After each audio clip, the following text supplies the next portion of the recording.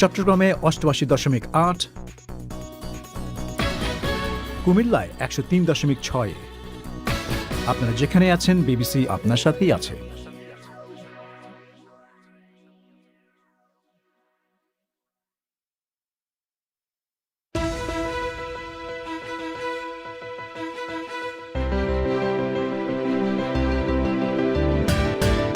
Prince Harry ও তার স্ত্রী মেগান ব্রিটিশ রাজপরিবারের বিরুদ্ধে বর্ণবাদের অভিযোগ এনেছেন।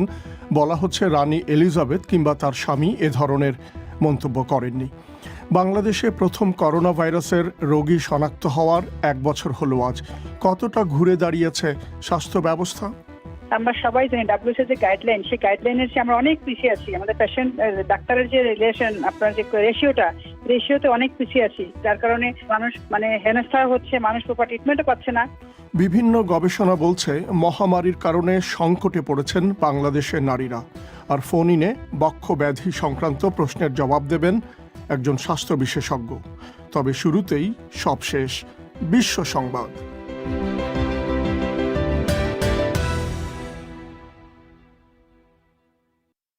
বিবিসি বাংলা বিশ্ব সংবাদ পড়ছি পুলক গুপ্ত।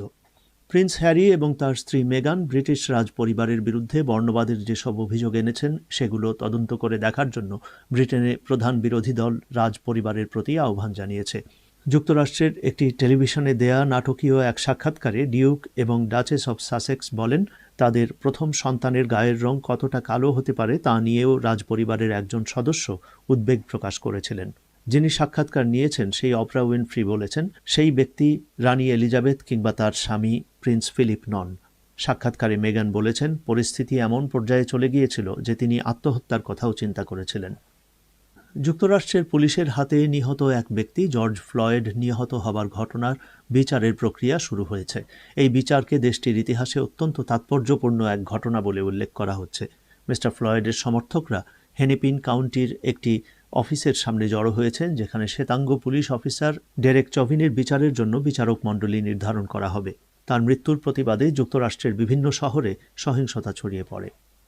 সেনেগালে বুধবার থেকে আটক বিরোধী নেতা ওসমান সনকোর বিরুদ্ধে ধর্ষণের অভিযোগ আনা হয়েছে এবং রাজধানী ডাকারের একটি আদালত তাকে জামিনে মুক্তি দিয়েছে। এ সময় আদালতে তার কয়েকশো সমর্থকের সঙ্গে নিরাপত্তা বাহিনীর সংঘর্ষ হয়। তারা বলছে, রাজনৈতিক উদ্দেশ্যে তাদের নেতার বিরুদ্ধে এই অভিযোগ আনা হয়েছে।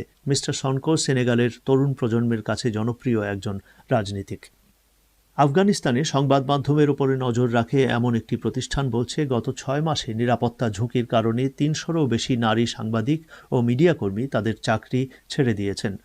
জার্নালিস্টস সেফটি কমিটির দেয়া এই সংখ্যা আফগান মিডিয়াতে যত নারী কাজ করে তার প্রায় ১/৫।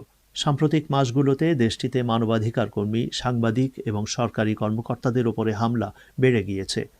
তুরস্কের বৃহত্তম শহর ইস্তাম্বুলে চীনা কনসুলেটের সামনে কয়েকশো উইগুর মুসলিম নারী সিনজিয়াং অঞ্চলে মানবাধিকার লঙ্ঘনের প্রতিবাদে বিক্ষোভ করছেন। তাদের হাতে আছে উইগুর বিচ্ছিন্নতাবাদীদের আকাশী নীল রঙের পতাকা।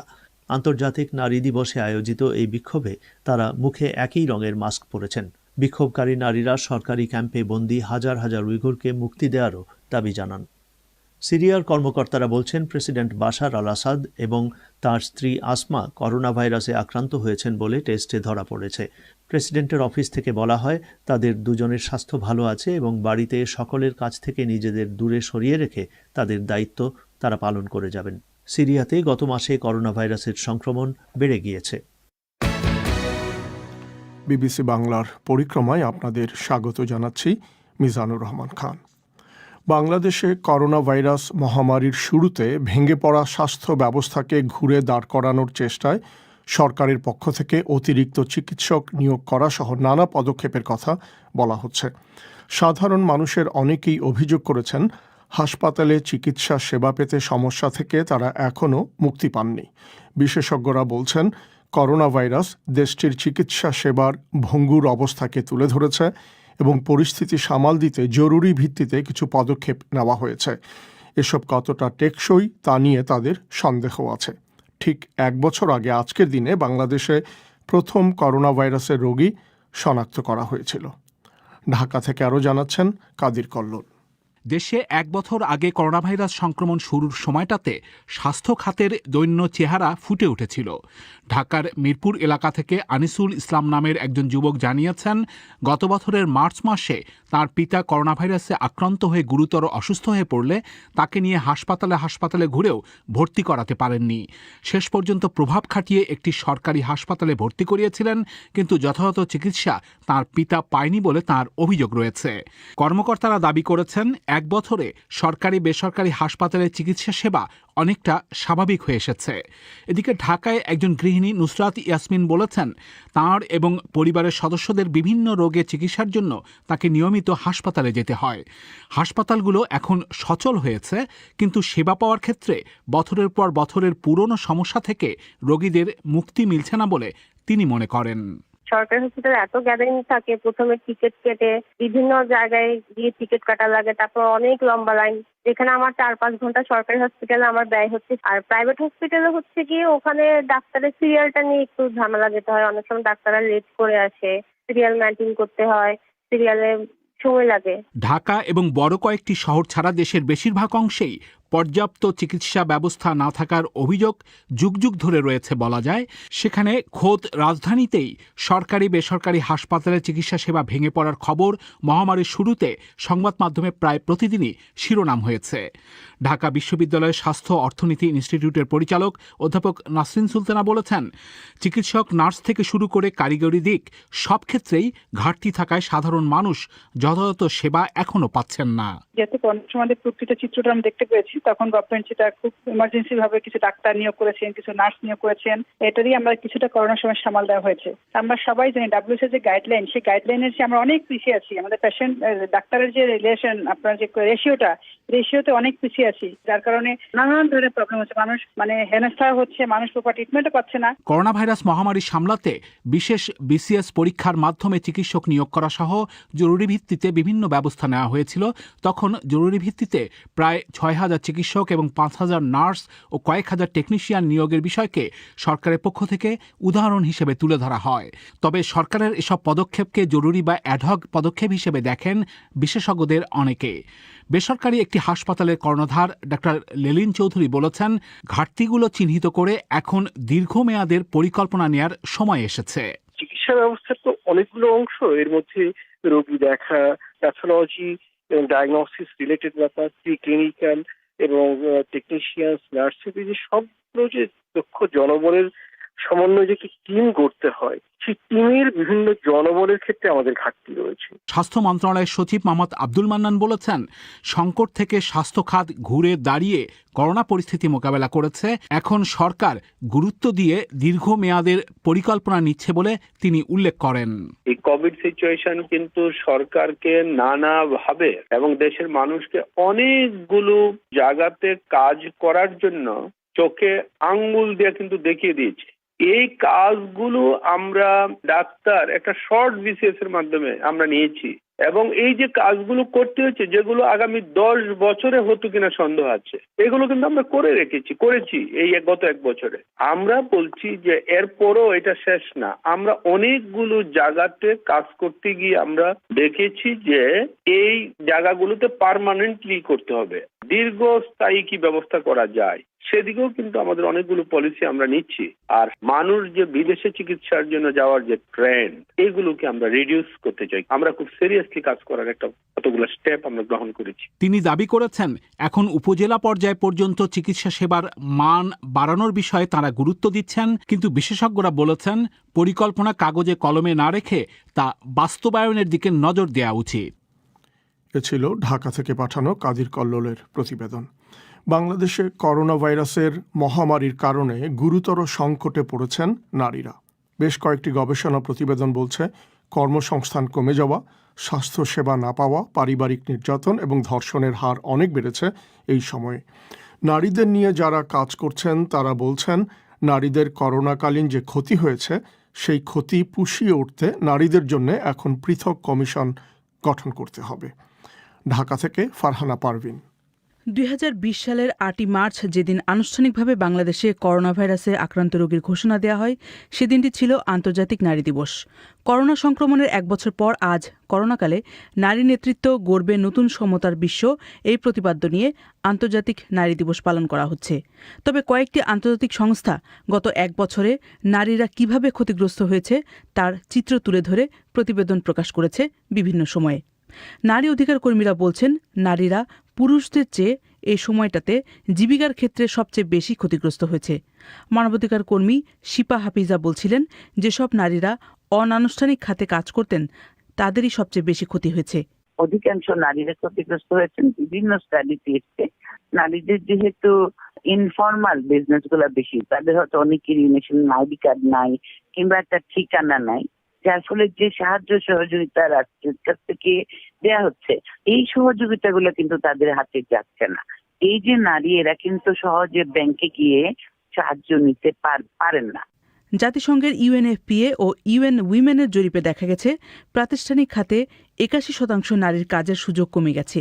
পুরুষের ক্ষেত্রে এই হার ছিল 14%। অপ্রাতিষ্ঠানিক খাতে 24% নারীর কাজের সুযোগ কমে যায় এবং 25% নারী কাজ হারান। এই হার পুরুষের মধ্যে ছিল যথাক্রমে 16 ও 27%। এই এক বছরে নারীরা পারিবারিক নির্যাতনের শিকার হয়েছেন বেশি। ইউএনএফপিএ ও ইউএন উইমেন বলছে, বাংলাদেশে 2019 সালের অক্টোবর থেকে 2020 সালের অক্টোবরের মধ্যে নারী বিদ্বেষী টুইট 93% বেড়ে যায়। আইন ও সালিশ কেন্দ্রের আইনজীবী নীনা গোস্বামী বলছিলেন, করোনার সময়ে নির্যাতনের কারণে যে মামলাগুলো হয়েছে সেগুলোর দ্রুত বিচার প্রক্রিয়া শুরু হওয়ার সুপারিশ আসছে। আর ডোমেস্টিক ভায়োলেন্সের জন্য যে জায়গাগুলো অন্তত যে পরিমাণে পর্যন্ত এই করোনাকালীন সময়ে যে মামলাগুলো হয়েছে এবং অন্যান্য যে সমস্ত ভায়োলেন্স এগেইনস্ট উইমেনের মামলাগুলো হয়েছে, একটার পর একটা নির্দেশনা আসছে যে সেগুলোর যেন মনিটরিং এবং দ্রুত বিচারের ব্যবস্থা করা হয়। সেটাই সরকার হয়তো সেই উদ্যোগটা গ্রহণ করবে, এই আমার আশা। এছাড়া স্বাস্থ্যসেবা পাওয়ার ক্ষেত্রেও নারীরা ছিলেন পিছিয়ে। করোনা আক্রান্ত রোগীদের পর্যালোচনা করে দেখা গেছে পুরুষদের তুলনায় নারীরা করোনায় আক্রান্ত কম হয়েছেন। ফলশ্রুতিতে নারীদের স্বাস্থ্যসেবার বিষয়টাও অবহেলিত হয়েছে। শিপা হাফিজা বলছিলেন, এই সময়ে নারীরা যেসব ক্ষতির মধ্যে পড়েছেন সেটা পুষিয়ে নিতে নারীদের জন্য একটা আলাদা কমিশন গঠন করা উচিত। একটা বিশেষ কমিশন তৈরি করা উচিত, যে কমিশনটা শুধু নারীর বিষয়গুলোকে খতিয়ে দেখবে, সেখান থেকে তাদের কি ভাবে সাহায্য করা যায়। একটা হচ্ছে যে আমাদের যে নর্মাল যে সাহায্যগুলো দেই আমরা সরকারি পর্যায়ে কিংবা বেসরকারি পর্যায়েও, ঘরে ঘরে নারীদের কাছে যাওয়া, একটা বিপদ আপদ হলে তাদেরকে ওয়ান স্টপ ক্রাইসিস সেন্টারে কিংবা হেলথ সেন্টার গুলাতে নিয়ে এসে সাহায্য করা, এগুলো তো আসলে এখন একদমই বন্ধ হয়ে গেছে। তাহলে সেই কমিশনের একটা দায়িত্ব হবে আইডেন্টিফাই করা নারীদের কি ধরনের সমস্যা, এই সমস্যার জন্য কি করা উচিত।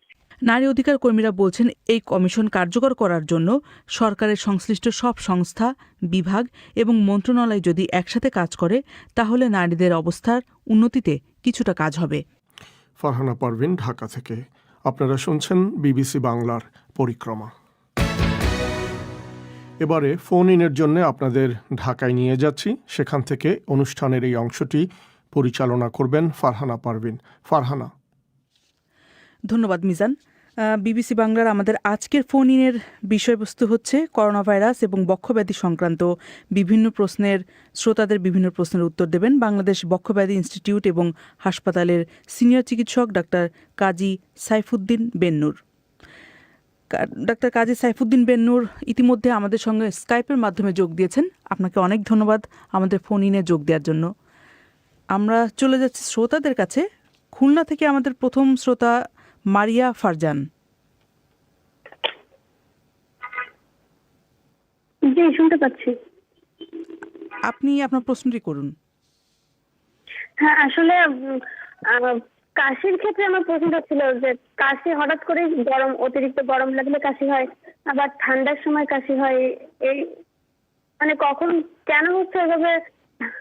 ঠান্ডা গরমেই হচ্ছে কিন্তু হঠাৎ করে এরকম হয়, কেন হয় কিংবা এর কোনো প্রস্তুতিমূলক কি করা উচিত? আমি একটু জিজ্ঞাসা করি, সেটা হচ্ছে যে আপনি মানে এই যে করোনার সময় এই শঙ্কা থেকে কি আপনি এই প্রশ্নটি করছেন? এটা কি এই সময় বেশি হচ্ছে নাকি? যেহেতু যেহেতু যাদের কাশি কিংবা অ্যাজমা টাইপ আছে তাদের সমস্যা হতে পারে, কিংবা সেজন্য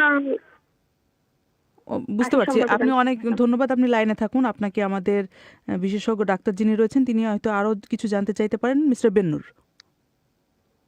জি, আপনি যে কথাটা বলেছেন আমি ধরে নিচ্ছি যে আপনার শ্বাসকষ্ট বা কাশির সমস্যাটা আগে থেকেই আছে, কিন্তু আপনার ঋতু পরিবর্তনের সময় এটা প্রায়শই বেড়ে যায়, অর্থাৎ ঠান্ডা থেকে গরমে বা গরম থেকে ঠান্ডায় গেলে এটা বেড়ে যায়। এটার কি কারণ বা এটার প্রতিকার কি? এটার বিষয়টা খুব স্পষ্টই যে যাদের একটু অ্যাজমা বা অ্যালার্জির সমস্যা আছে তাদের ঋতু পরিবর্তনে এই সমস্যাটা হয়ে থাকে। তার পিছনে অনেকগুলো কারণ আছে। একটা হচ্ছে যে এই তাপমাত্রার যে তারতম্য সেটা, দ্বিতীয়ত হচ্ছে ঋতু পরিবর্তনের সময় অনেক সময় দেখা যায় ধুলোবালি বেড়ে যায়, অনেক সময় এই যে ফুলের রেণু বা এই ধরনের জিনিসগুলো বেড়ে যায়, এই কারণে হয়ে থাকে। তো এই সময়টা আমরা যেটা বলে থাকি যে আপনার যদি মূল অ্যাজমা বা অ্যালার্জির সমস্যা থেকে থাকে সেটার জন্য যে চিকিৎসা, সেই চিকিৎসাটা পূর্ণ মাত্রায় করতে হবে, কোনো গাফিলতি দেওয়া যাবে না। এবং প্রয়োজনে এই সময় যেটা আমরা বলে থাকি যে সালবুটামল জাতীয় ইনহেলার অতিরিক্ত কাশি বা শ্বাসকষ্ট হলে ব্যবহার করার জন্য প্রয়োজনে সেটিকে সাথে যোগ করতে হবে। তাও যদি উপকার না হয় সেক্ষেত্রে একজন চিকিৎসকের পরামর্শ নেবেন, তিনি হয়তো আপনাকে অ্যান্টিহিস্টামিন বা এই জাতীয় ওষুধ দিয়ে সহায়তা করবেন। আপনাদের দুজনকে অনেক ধন্যবাদ। ঢাকা থেকে আমাদের পরের শ্রোতা আব্দুর সেলিম ভুইয়া। জি বলছি। বলুন মিস্টার ভুইয়া, আপনার প্রশ্নটি করুন। আমার বয়স 60 বছর। আমি নভেম্বরের 26 তারিখে করোনা এফেক্টেড হই, দেন আমি সুস্থ হই। সুস্থ হওয়ার পরবর্তীতে আমি কিছু পরীক্ষা নিরীক্ষা করাই, সেখানে আমার হার্টে একটু এনলার্জ দেখা যায়। পরবর্তীতে আমি ইকো করাই, কিন্তু ইকোর রিপোর্ট ভালো আসে।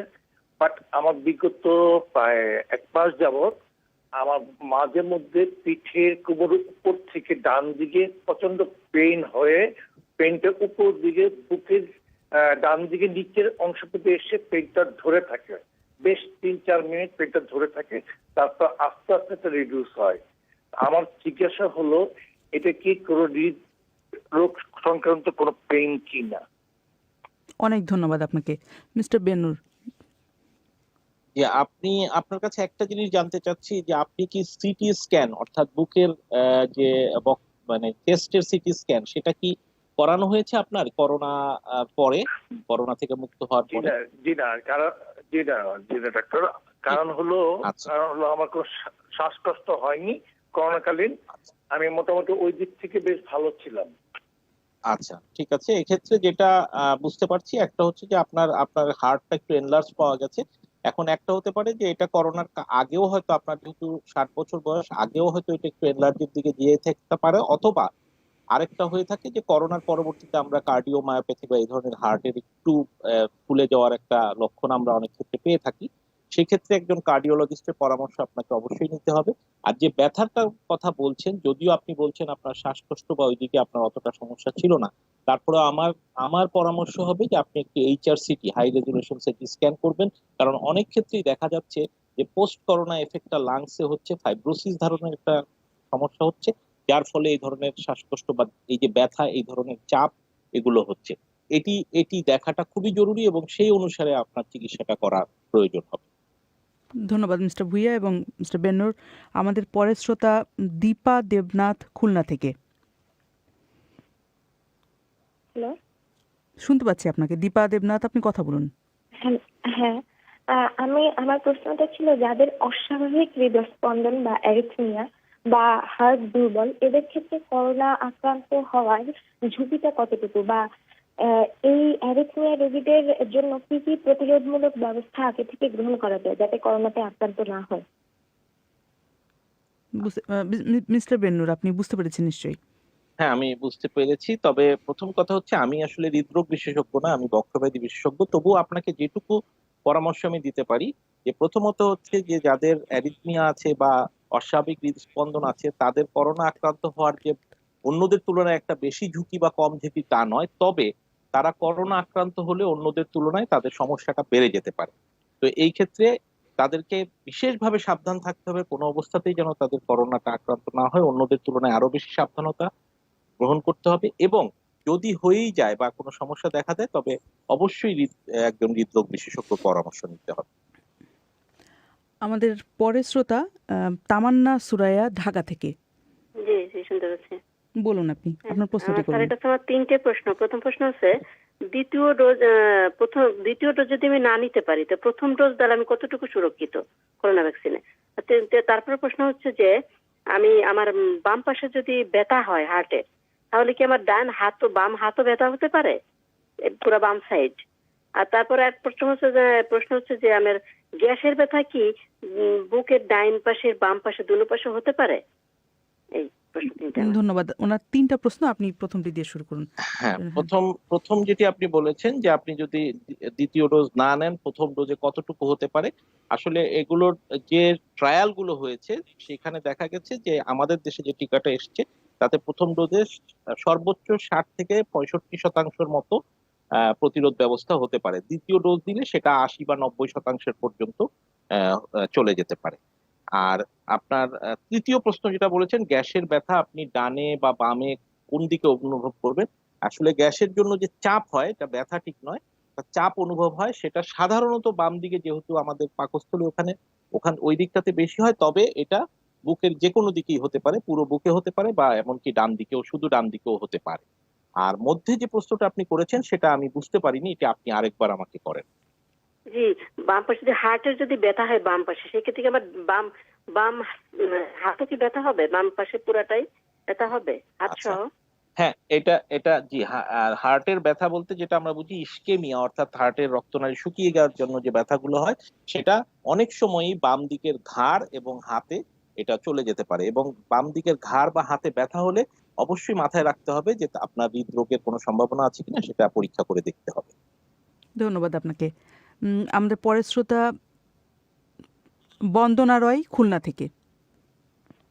হ্যাঁ, বলতেছি যে অনেকের ধারণা যে আসলে এই করোনা টিকা আসলে আতঙ্কের, কিন্তু আতঙ্কে করোনা টিকা নিলে অনেকে সমস্যা হতে পারে, এটা অনেকে ধারণা করতেছে। এটা কি সঠিক? আর এ থেকে মানুষ কিভাবে কি করবে আর কি? মানে একটা আতঙ্ক সন্দেহ তৈরি হচ্ছে যে করোনা টিকা নেওয়ার পর কি হবে। যে করোনা টিকা নিলে সমস্যা হতে পারে, এই জন্য অনেকে নিচ্ছে না, কিন্তু যারা নিচ্ছে তাদের কি কোনো পরবর্তীতে সমস্যা হতে পারে? আর যারা নেবে না তাদের সমস্যাটা কি? আচ্ছা, বুঝতে পারছি। মিস্টার বেনুর, করোনা টিকা নেওয়ার পরে কি ধরনের পার্শ্ব প্রতিক্রিয়া হতে পারে সেই সম্পর্কে আপনি একটু বলুন। জি, উনি যে কথাটা বলেছেন, আমি একটা কথা বলবো যে আসলে আতঙ্কের কিছু নেই, তবে সংশয় বা একটা মানে দ্বিধার কারণ থাকতেই পারে। কারণ যে কোনো ধরনের নতুন চিকিৎসা, নতুন টিকা বা নতুন কোনো পদ্ধতি আসলে সেই ব্যাপারে মানুষের মনে নানা রকম প্রশ্ন আসতেই পারে, দ্বিধা আসতেই পারে। বর্তমানে মানুষের মনে সেই দ্বিধাটাই এসেছে, এটাতে আতঙ্কের কিছু নেই। এবং আমি বলবো যে যেহেতু আমাদের হাতে একমাত্র উপায় আছে এটির বিরুদ্ধে লড়াই করার, এই টিকাটাই, অতএব আমাদের নির্দ্বিধায় এই টিকাটা নিতে হবে। এর পরবর্তীতে কি হবে আমরা এখনো পুরোপুরি জানি না, কারণ এটা পৃথিবীতে প্রথমবারের মতো এই জিনিসটা প্রয়োগ করা হচ্ছে। এর কোনো সাইড এফেক্ট বা এর কোনো সমস্যা হবে কিনা সেটা আসলে ভবিষ্যতই বলতে পারবে, কিন্তু এটা থেকে যে উপকার পাওয়ার সম্ভাবনা অনেক বেশি সে ব্যাপারে আমরা মোটামুটি নিশ্চিত। অতএব সেই সুযোগটা আমাদেরকে নিতেই হবে। ধন্যবাদ আপনাকে। আয়েশা সিদ্দিকা আমাদের পরের শ্রোতা ঢাকা থেকে। আসসালামু আলাইকুম। ওয়ালাইকুম আসসালাম। আমি জানতে চাচ্ছি, আমার মেয়ে সন্তান, 3 বছর 3 মাস চলছে বাচ্চাটার। ও 1 থেকে 8 মাস পর্যন্ত ভালোই ছিল, এরপর থেকে ওর ঘন ঘন ঠান্ডা লাগে। প্রথমে সর্দি, তারপর কাশি।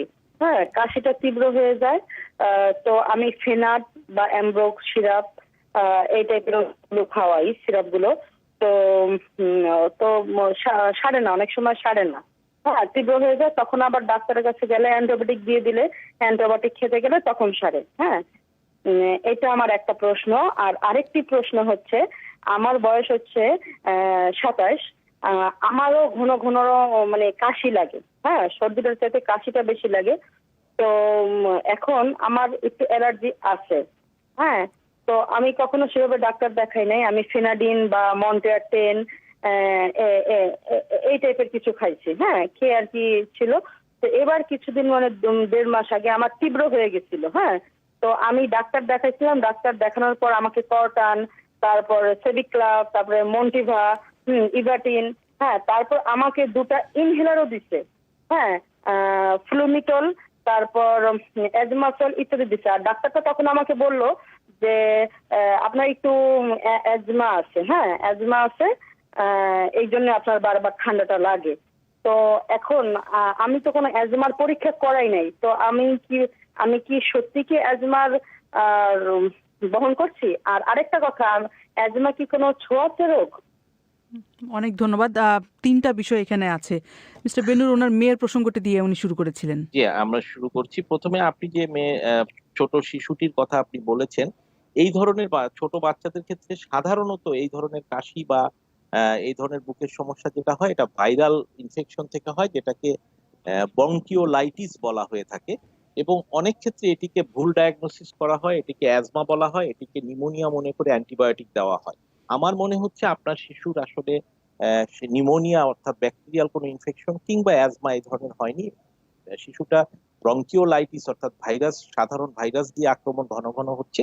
এই ক্ষেত্রে শিশুর রোগ প্রতিরোধ ক্ষমতা বৃদ্ধি করার জন্য যে ধরনের সুষম খাদ্যের প্রয়োজন সেটিকে লক্ষ্য রাখতে হবে। শিশু যাতে কোনো মানে সারাক্ষণ ভিজে না থাকে বা কোনো স্যাঁতস্যাঁতে জায়গায় না থাকে, একটা উষ্ণ জায়গায়, এবং খাবার দাবার গুলো যেন একটু হালকা গরম খাবার খায়, কখনোই ঠান্ডা খাবার না খায়, ধুলাবালি বা এগুলোর জন্য যেন বেশি না যায় সেই ব্যাপারে সাবধান থাকতে হবে। ঘন ঘন অ্যান্টিবায়োটিকের প্রয়োজন আছে বলে আমার মনে হয় না। দ্বিতীয়ত, আপনি যেটা জানতে চেয়েছেন যে আপনার প্রায়শই আপনি কাশিতে ভোগেন এবং এক পর্যায়ে আপনাকে অ্যাজমার ইনহেলার জাতীয় ওষুধগুলো দেওয়া হয়েছে, আপনি অ্যাজমার পরীক্ষা করেননি। আমাদের একটা বক্তব্য আছে, সেটা হচ্ছে যে এক ধরনের অ্যাজমা আছে যেটাকে আমরা বলি কাফ ভ্যারিয়েন্ট অ্যাজমা, যেখানে কাশিটাই প্রধানত হয়, শ্বাসকষ্ট অতটা বোঝা যায় না। সম্ভবত আপনি যে চিকিৎসককে দেখিয়েছেন তিনি আপনার এই ধরনের অ্যাজমার সন্দেহ করেছেন বা ডায়াগনোসিস করেছেন। আপনি অ্যাজমার পরীক্ষাগুলো করিয়ে নেন। এই জন্য একটা লাং ফাংশন টেস্ট বা স্পাইরোমেট্রি বলে একটা পরীক্ষা আছে, যেটা করলে বোঝা যায় যে ফুসফুসে অ্যাজমার কারণে কোনো ঘাটতি আছে কিনা। সেই পরীক্ষাটা আপনি করিয়ে নিলে বুঝতে পারবেন। আর তৃতীয় প্রশ্ন যেটা, যে অ্যাজমা ছোঁয়াচে কিনা, না, অ্যাজমা কোনো ছোঁয়াচে রোগ নয়। এটি কোনো ভাইরাস বা ব্যাকটেরিয়া বা কোনো জীবাণু দিয়ে হয় না, সেজন্য এটি কখনোই ছোঁয়াচে নয়। অনেক ধন্যবাদ আপনাকে। আমাদের পরের শ্রোতা বরিশাল থেকে ওহিদুল ইসলাম। হ্যালো, ওহিদুল ইসলাম, শুনতে পাচ্ছি আপনার কথা। আমি বলছিলাম কি, আমি যখন রাত্রে ঘুমাতে যাই তখন মানে বুকের ভিতরে কোন কোন শব্দ হয় এবং এবং ওই মাঝে মধ্যে বুকে একটু জ্বালাপোড়াও করে, এই আর গলার ভিতরে তরল জানি কিরকম জমতে থাকে, এরকম একটু অনুভূতি হয়। আর একটা হলো, আমার মা কোনো মানে যক্ষার লক্ষণ দেখা যায়নি, কিন্তু পরীক্ষায় তার যক্ষা ধরা পড়ছে। আর যক্ষা কি ছোঁয়াচে রোগ? ধন্যবাদ আপনাকে। আমি আপনার শেষ জায়গা থেকে আসি। আপনার মার যক্ষার লক্ষণ নেই, যক্ষা ধরা পড়েছে, কিসে ধরা পড়েছে? এটা কি কফ পরীক্ষাতে যক্ষার জীবাণু পাওয়া গেছে? ওহিদুল ইসলাম, পরীক্ষাও করা হয়েছিল এবং এক্সরেও করছে। কফে কি যক্ষার জীবাণু পাওয়া গেছে? জি জি। আচ্ছা, তাহলে আমি আপনার দ্বিতীয় প্রশ্নটার উত্তরই বলি যে কফে যদি যক্ষার জীবাণু পাওয়া যায় থাকে তাহলে এটা সুনিশ্চিত, কারণ এটি হচ্ছে এই যক্ষা ধরার গোল্ড স্ট্যান্ডার্ড বা সবচেয়ে সুনিশ্চিত পরীক্ষা। অতএব সেক্ষেত্রে তার লক্ষণ কতটুকু থাকুক বা না থাকুক, তাকে কিন্তু চিকিৎসা দিতেই হবে, অন্যথায় তার ফুসফুস ক্ষতিগ্রস্ত হতে পারে। আর আপনি যেটা বলেছেন যে রাত্রে শুলে আপনার এক ধরনের বাঁশির মতো বা একটা পুনপুন আওয়াজ পান, এটা একটা অ্যাজমার লক্ষণ এবং অ্যাজমার চিকিৎসা আপনাকে করতে হবে। আগে অ্যাজমা আছে কিনা সেটা বের করতে হবে এবং সেই জন্য প্রয়োজনীয় ইনহেলার জাতীয় ওষুধের মাধ্যমে এই জিনিসটি দূর করতে হবে, না হলে এটি দিনে দিনে বেড়ে যাওয়ার সম্ভাবনা আছে। আর বুক জ্বলার কথা যেটা বলেছেন, সেটা সাধারণত আমরা যেটাকে গ্যাস্ট্রিক বলে থাকি এই ধরনের সমস্যা থেকে হয়ে থাকে। এই জন্য অ্যান্টাসিড বা রেনিটিডিন এখন পাওয়া যায় না, ওমিপ্রাজল জাতীয় ওষুধ পাওয়া যায়। এই ধরনের ওষুধ খেয়ে এটাকে আপনি কন্ট্রোলে রাখতে পারবেন। অনেক ধন্যবাদ। কথা বলছিলেন ডাক্তার কাজী সাইফুদ্দিন বেন্নুর, তিনি বক্ষব্যাধি ইনস্টিটিউট এবং হাসপাতালের সিনিয়র চিকিৎসক। আমাদের ফোন ইনের অনুষ্ঠান আজকে এখানেই শেষ করতে হচ্ছে। ফিরে যাচ্ছি লন্ডন স্টুডিওতে মিজানুর রহমান খানের কাছে। ধন্যবাদ ফারহানা। ঢাকা স্টুডিও থেকে ফোন ইন পরিচালনা করছিলেন ফারহানা পারভিন। শেষ করার আগে সংবাদ শিরোনাম। প্রিন্স হ্যারি ও তার স্ত্রী মেগান ব্রিটিশ রাজ পরিবারের বিরুদ্ধে বর্ণবাদের অভিযোগ এনেছেন। বলা হচ্ছে রানী এলিজাবেথ কিংবা তার স্বামী প্রিন্স ফিলিপ এ ধরনের কোনো মন্তব্য করেননি। এরই সাথে শেষ করছি আজকের অনুষ্ঠান। আগামীকালের প্রবাহ অধিবেশন শোনার আমন্ত্রণ জানিয়ে বিবিসির লন্ডন স্টুডিও থেকে আমি মিজানুর রহমান খান আজকের মতো এখানেই বিদায় চাইছি। ধন্যবাদ ব্যস্ততার মধ্যেও আমাদের অনুষ্ঠান শোনার জন্যে। ভালো থাকবেন।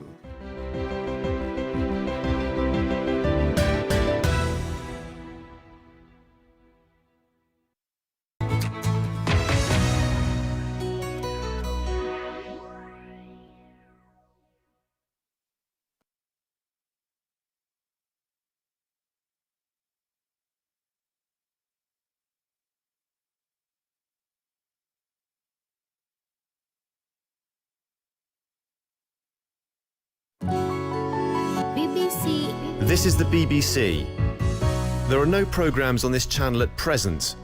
Details of all our services are at bbcworldservice.com.